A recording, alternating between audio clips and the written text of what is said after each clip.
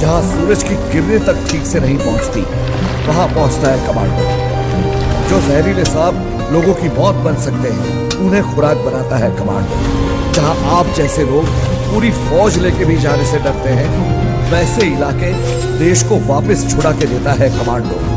1000 के बराबर नहीं, 10,000 के बराबर होता है कमांडो, क्योंकि 10,000 लोगों से एक कमांडो बनता है, सिर्फ एक। दोस्तों, किसी भी देश की सेना उस देश की सुरक्षा के लिए महत्वपूर्ण मानी जाती है। यानी कोई भी देश अपनी सेना की ताकत के हिसाब से ही दुनिया में एक अलग रुतबा हासिल करता है, और इसके लिए सभी देश अपनी सेना के जवानों को एक आम आदमी से फौलाद बनाने के लिए कड़ी से कड़ी ट्रेनिंग देते हैं। दोस्तों, आज मैं आपको बताऊंगा ऐसी ही ट्रेनिंग के बारे में, जिसे देखने के बाद आपकी रूह कांप जाएगी। और एक बात दोस्तों, इस वीडियो में मैं आपको पाकिस्तान की फोर्सेस की ट्रेनिंग के बारे में भी बताऊंगा, जिसे देखे बिना आप वीडियो को स्किप मत करना, क्योंकि भले ही पाकिस्तान की सेना को बार बार हिंदुस्तान की सेना ने मात दी हो, लेकिन पाक की सेना के जवानों को भी एक कठिन ट्रेनिंग के दौर से गुजरना पड़ता है। तो दोस्तों चलिए अब बिना देर किए आज का ये वीडियो शुरू करते हैं। नमस्कार दोस्तों, द मिस्ट्री आइलैंड पर आपका स्वागत है एक बार फिर से। Number 1, 36 hours stress training camp, para commando. दोस्तों, आपको बता दूं कि पैरा कमांडो का कोई स्पेशल रिक्रूटमेंट नहीं किया जाता, बल्कि इसका चयन सेना के विभिन्न रेजिमेंट में से किया जाता है। इसके बाद इन जवानों को आगे की परीक्षण के लिए पैरा कमांडो के ट्रेनिंग कैंप भेज दिया जाता है, जहां इन जवानों को 3 से 6 महीनों की बेसिक ट्रेनिंग के बाद लास्ट में 36 आवर का स्ट्रेस ट्रेनिंग करना होता है, जो बड़ा ही भयानक होता है। जो जवान इस 36 घंटे की ट्रेनिंग को सफलतापूर्वक पूरा कर लेते हैं, उन्हें ही सर पर पैरा कमांडो की पहचान मरून कैप पहनने का मौका मिलता है। 36 घंटे के स्ट्रेस फेज की शुरुआत रात के समय होती है। रात को जब ये जवान बस नींद के आगोश में जाने ही वाले होते हैं, तभी ट्रेनिंग टीम्स उन्हें लाइन में खड़ा होने का ऑर्डर देती है, जबकि इन लोगों को पिछले एक हफ्ते से 1 या 2 घंटे की नींद ही नसीब हुई होती है। इसमें जवानों को तब तक बार बार रूटीन एक्सरसाइज करना होता है जब तक इनमें से कोई एक हार ना मान ले। फिर इन जवानों को 30 किलो के बैटल लोड्स के साथ अगले 2 घंटों तक खड़ी पहाड़ी पर चढ़ाई करनी होती है। ये पैदल मार्च 10 किलोमीटर लंबी होती है, जिसे 2 घंटे में पूरा करना होता है। फिर इन्हें अपने दोस्त को अपने कंधे पर बिठाकर चलना होता है, जो सबसे जरूरी है, क्योंकि पैरा कमांडो का ये मानना है कि आप किसी भी परिस्थितियों में अपने साथी को दुश्मन के बीच नहीं छोड़ सकते। लेकिन दोस्तों, जिन लोगों को लगता है कि ये बड़ा ही भयानक है, तो मैं आपको बता दूं कि अभी आपको बहुत कुछ देखना बाकी है। इसके बाद इन जवानों को 1.18 किलोमीटर सर्किट के 3 राउंड लगाने होते हैं, जिसमें हर एक राउंड में वजन को बढ़ा दिया जाता है। पहले राउंड में जवानों को अपना 30 किलो का बैटल लोड और हथियार के साथ 20-20 लीटर के 2 जेरी कैंस लेकर चक्कर लगाना होता है, जबकि दूसरे राउंड में 80 किलो के ट्रक के टायर के साथ चक्कर लगाना होता है, और तीसरे राउंड में लकड़ी के भारी भरकम टुकड़े को कंधे पर उठाकर 1.18 किलोमीटर सर्किट को पार करना होता है, जिनका वजन 30 से 80 किलो तक हो सकता है। हर राउंड को पूरा करने के लिए इन्हें सिर्फ 1 ही घंटे का वक्त दिया जाता है।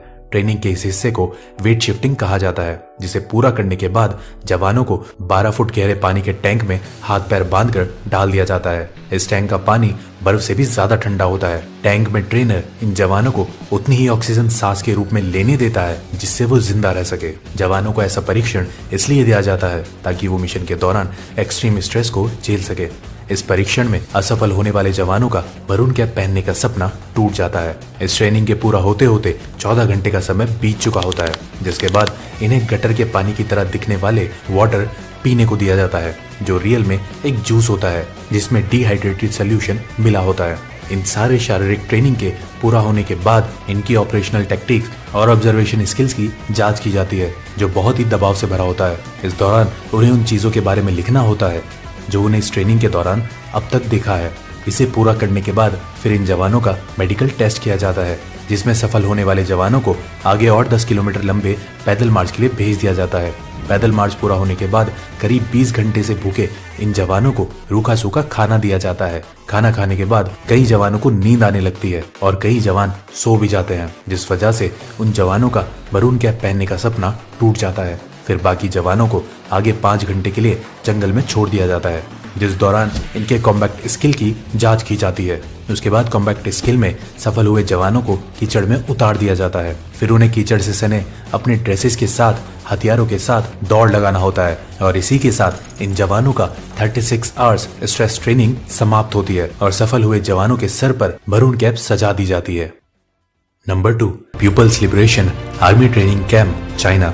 दूसरे ताकतवर देशों की तरह ड्रैगन यानी चाइना के पीपल लिबरेशन आर्मी के जवानों को भी कठिन ट्रेनिंग के दौर से गुजरना होता है, लेकिन इनकी ट्रेनिंग का एक हिस्सा बाकी देशों से बिल्कुल अलग होता है।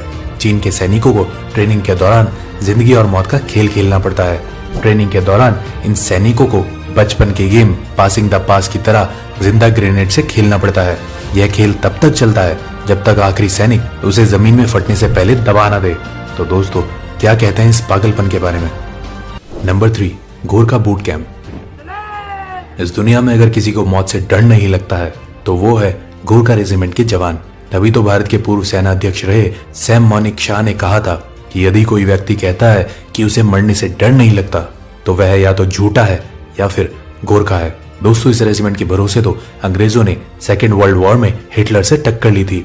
अपनी मिट्टी के लिए पलक झपकते ही जान कुर्बान करने को तैयार गोरखा जवानों की भर्ती के लिए हर साल बूट कैंप का आयोजन किया जाता है, जिसमें 10,000 से ज्यादा युवा शामिल होते हैं। और फिर इन हजारों युवाओं में से कुछ 100 जवानों को कई टेस्ट के बाद आगे की ट्रेनिंग के लिए चुना जाता है। ऐसा नहीं है कि जो युवा बूट कैंप में चुन लिए गए वो गोरखा रेजिमेंट का हिस्सा बन चुके हैं।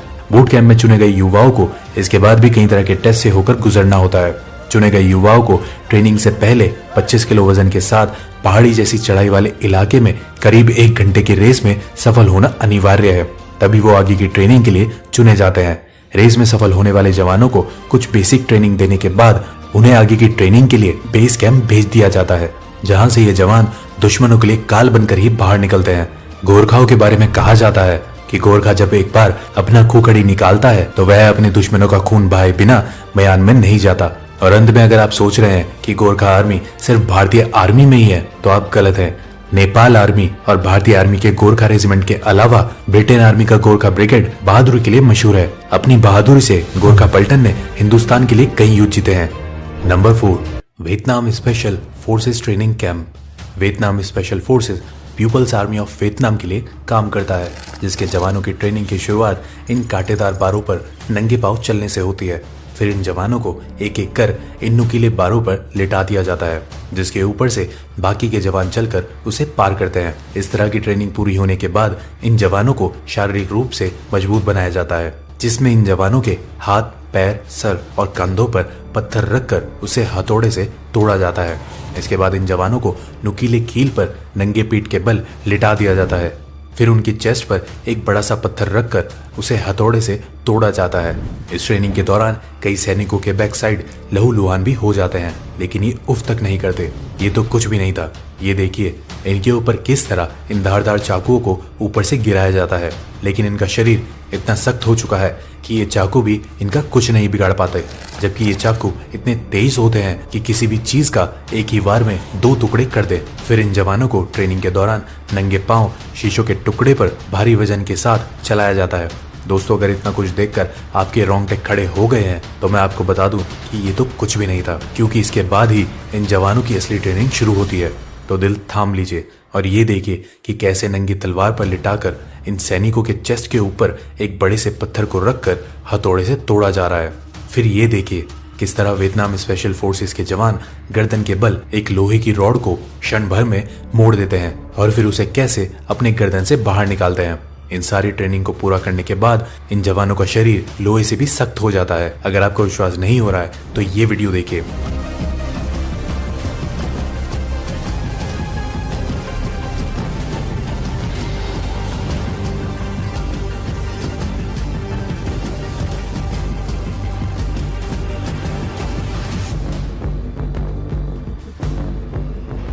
क्यों, अब यकीन हुआ? इसके अलावा वियतनाम स्पेशल फोर्सेस के जवानों को पानी के अंदर, माउंटेन हिल्स और जंगलों में लंबे समय तक सरवाइव करने के लिए कई तरह से प्रशिक्षित भी किया जाता है। फिर इन फौलादों को वियतनाम स्पेशल फोर्सेस में रिक्रूट कर लिया जाता है। Number 5, special service group SSG, Pakistan. वैसे तो पाकिस्तान युद्ध क्षेत्र में हर बार भारत के हाथों पिटता ही रहा है, लेकिन आज हम बात करने वाले हैं पाकिस्तान के स्पेशल सर्विसेज ग्रुप यानी SSG की, जो पाकिस्तान की स्पेशल फोर्स है। दुनिया के बाकी देशों की स्पेशल फोर्स की ट्रेनिंग की तरह ही SSG के जवानों को भी कठिन ट्रेनिंग करनी पड़ती है। ट्रेनिंग की शुरुआत 12 घंटों में 36 मील और 50 मिनट में 5 मील की दौड़ के साथ होती है। फिर इन्हें कई तरह के हथियारों को चलाने की ट्रेनिंग दी जाती है। जब एसएसजी के जवान हथियार चलाने में निपुण हो जाते हैं तो फिर इन्हें जंगलों, पहाड़ों और पानी के अंदर सरवाइव करने की ट्रेनिंग दी जाती है। इन ट्रेनिंग के दौरान इन जवानों को कई दिनों तक भूखा भी रखा जाता है। दोस्तों, अगर आप सोच रहे हैं कि गरीबी के कारण पाकिस्तान के इन जवानों को भूखा रखा जाता है तो ऐसा नहीं है, बल्कि ये इनकी ट्रेनिंग का हिस्सा होता है ताकि जरूरत पड़ने पर ये भूखे पेट भी अपने दुश्मनों का सामना कर सके। तो दोस्तों, अब तो आप समझ ही गए होंगे कि क्यों देश की सुरक्षा में लगे जवानों का हौसला इतना बुलंद होता है। और अगर हमारी ये वीडियो पसंद आई हो तो ज्यादा से ज्यादा लाइक और शेयर करें। साथ ही अगर अभी तक आपने हमारे चैनल को सब्सक्राइब नहीं किया है तो उसे अभी सब्सक्राइब कर लें। आज की वीडियो में बस इतना ही। अब हमें इजाजत दीजिए। आपका बहुत बहुत शुक्रिया।